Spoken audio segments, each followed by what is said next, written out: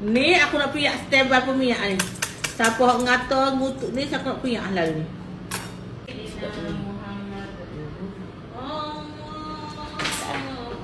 Ya, weh, sedapnya. Okey. Mari kita share menu hari ini. Kita ada ayam percik. So, sedapnya ayam percik. Oh, dah. Ayam percik. Kita dah ada ikan rebus. Apa ni?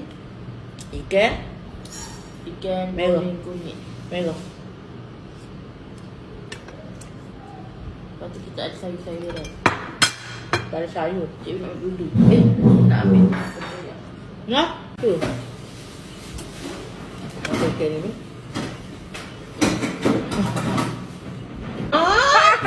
Luka aku. Ya Allah ni. Tempoyak letak mayonis. Tempoyak letak mayonis. Ya Allah Cik Abi ha. Biasa Cik Abi dia. Tempoyak campur mayonis. Kau balik sini. Balik siap-siap settle balik.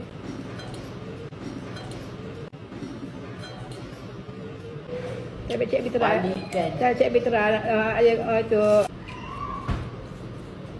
Apanya? Allah. Cik Abi kat bodoh kat kuah je.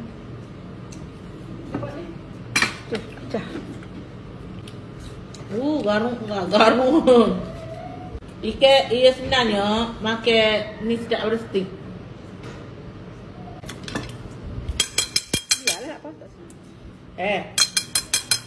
Ayam kucing, saya tak jamuh pun. Saya makan wudu dengan ikan rebus je.